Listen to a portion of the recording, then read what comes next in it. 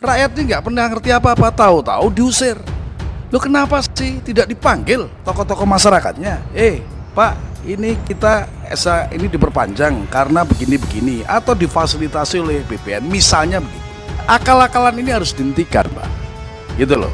Jadi kalau saya mengadvokasi itu, saya pasti telusuri sejarahnya. Kalau memang bukan haknya rakyat, saya sampaikan, sampean tidak punya hak di sini. Kalau ingin akses, ikut mengelola dan sebagainya, mari izinnya diurus. Saya saja diperlakukan seperti itu, apalagi masyarakat biasa. Kenapa banyak sekarang ini kelembagaan non struktural itu dihabisi?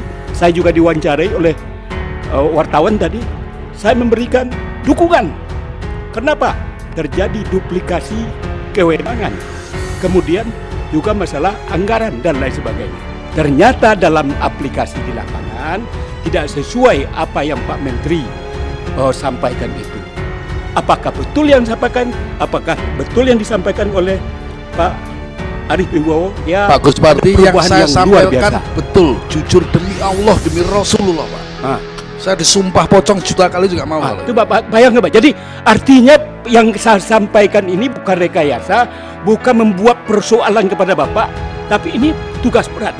Berdemi Allah, saya nggak mau berdemi Allah tuh Pak Menteri, tapi ya, karena, berani, Pak. karena Saya Pak berani. Arief sangat merasakan dan Saya itu adalah berani, meskipun PDI Perjuangan, saya berani sumpah demi Allah, demi Rasulullah. Itu Tenang Pak Arief, tenang Pak. Nggak, beliau emosi itu karena memang merasakan betul bagaimana masyarakat di bawah itu. Kasihan kita, Pak. Yang dia masa yang dikatakan tadi, saya nggak usah ungkap lah panjang lebar untuk saya ilustrasikan. Intinya adalah saya mohon kepada Pak Menteri, bagaimana persoalan-persoalan ini bisa secara bertahap bisa kita selesaikan. Terima kasih sudah klik video ini. Jangan lupa tekan tombol subscribe untuk bergabung. Dalam hitungan saya persilahkan kalian untuk tekan tombol subscribe. 10, 3, 2, 1. Saya ucapkan selamat bergabung dalam channel ini. Ada kasus ini ilustrasi aja, mungkin nggak pantas menyampaikan di sini. Ada seorang pejabat BPN tahun 72, tahun 92, dia sertifikatkan tanah di Sakaroh namanya, di NTB. Ya. Waktu itu masih petugas ukur.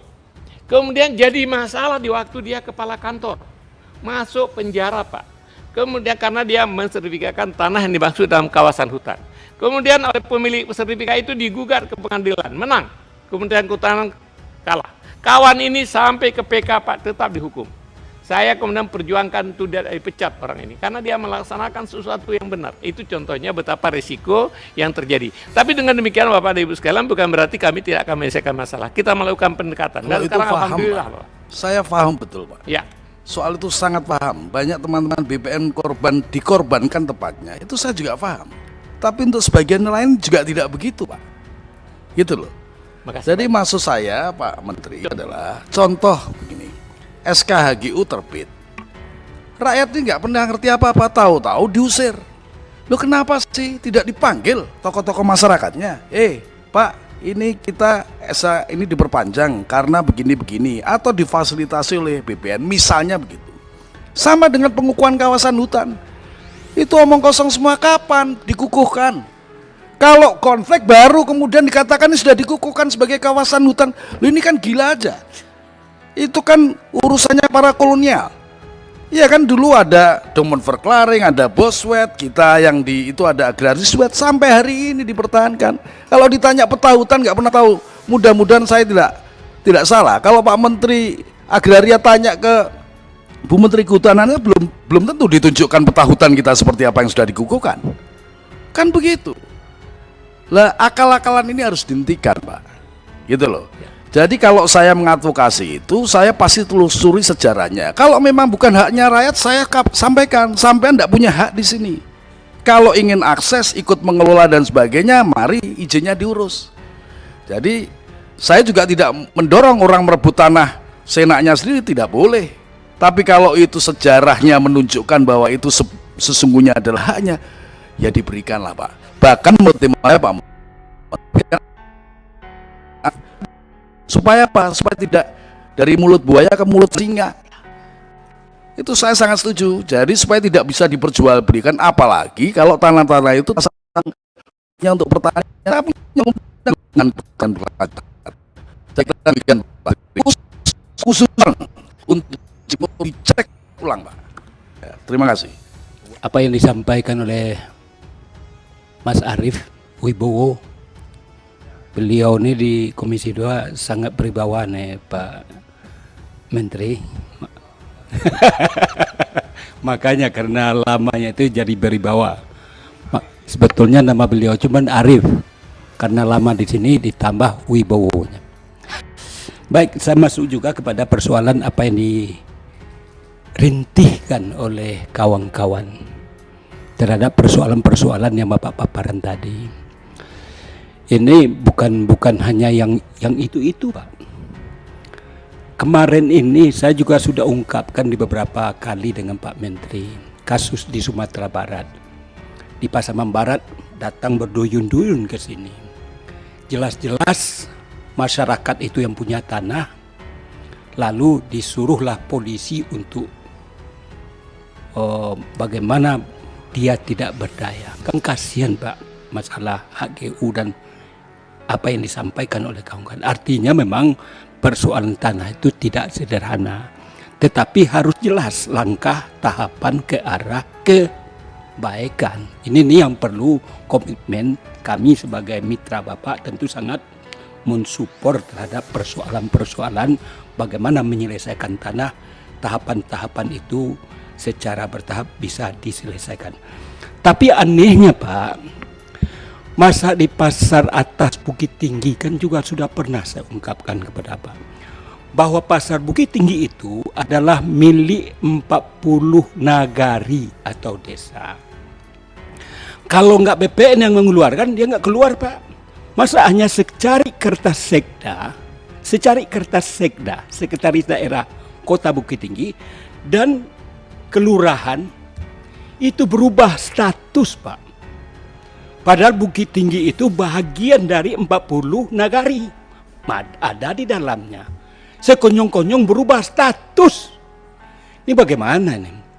Oleh karena itu juga orang yang duduk yang memberikan rekomendasi itu, dia dikasih jabatan sebagai komisaris. Itu jelas terang benderang, dan masyarakat 40 nagari wakilnya ada di sini Pak. Mau datang bersama-sama ke sini, diterima oleh pimpinan. Kata saya, janganlah 40 nagari kali sekian berapa orang, secara efisiensi dan efektif tentu nggak mungkin, cukup 10 orang. Datang mereka ke sini, dikasihkan juga bahan. Ini kejadian baru ketika Pak JK sebagai Wapres. Maksud Pak Wapres itu sangat mulia, bagus. Intinya adalah kepastian status tanah. Bukan perubahan status tanah, tadinya milik si A menjadi milik si B. Itu kan perampasan. Ini yang apa yang kita bahas tadi, itu namanya sindikat. Sindikat yang secara terang benderang dilakukan, tapi dilakukan ikut serta di dalamnya, apa-apa pembiaran, tapi syaratnya ikut serta. Oleh karena itu, kenapa Pak JK minta status tanah ini harus jelas. Kata yang 40 nagari mewakili, bukan yang 40 nagari itu bukan personal Pak, milik nagari. Gunanya Pak, kalau ada kontribusi di sana, itu diberdayakan nagari. Luar biasa Pak. Jadi bukan milik perseorangan. Sekarang berubah status. Artinya menurut hemat saya, tugas Pak Menteri ini sangat berat. Teori yang Bapak sampaikan saya dapat memahami, tetapi aplikasi di lapangan, naudzubillah Pak. Saya nggak mau juga ungkapkan sampai detik ini Pak, 2 ada tanah saya, nggak banyak-banyak Pak, cuma 400 meter. Ada bermasalah kakak saya, sampai sekarang nggak. Saya anggota DPR RI, mitra Bapak Pak. Dan dia tahu kemarin kami kunjungan kerja ke Kanwil. Saya sampaikan itu, sampai detik ini pun tidak ada prosesi terhadap persoalan itu. Saya Pak, maaf, saya bukan minta tolong jalan tol. Saya saja diperlakukan seperti itu. Apalagi masyarakat biasa. Yang ingin saya masakan adalah Pak Jokowi itu sangat luar biasa Pak. sambutannya ketika 20 Oktober, saya menyimak secara seksama. Intinya adalah, kenapa banyak sekarang ini kelembagaan non-struktural itu dihabisi. Saya juga diwawancarai oleh wartawan tadi. Saya memberikan dukungan. Kenapa? Terjadi duplikasi kewenangan. Kemudian juga masalah anggaran dan lain sebagainya. Oleh karena itu Pak, kalaulah seandainya, mungkin yang bawah itu hanya HBS Pak, kepada Pak. Sehingga Bapak merasa semuanya selesai apa yang Bapak tayangkan. Tetapi sekarang ini Pak, apa-apa saja dengan biaya mahal. Walaupun dikatakan nggak perlu datang, nggak macam-macam, ternyata ada saja cara untuk memperlambat itu, ada saja cara untuk bagaimana menimbulkan ekonomi biaya tinggi. Dan itu adalah komitmen Pak Presiden, jangan masyarakat itu dibebani waktunya dan juga dibebani biaya-biayanya. Artinya Pak, efisien dan efektif. Ternyata dalam aplikasi di lapangan tidak sesuai apa yang Pak Menteri sampaikan itu.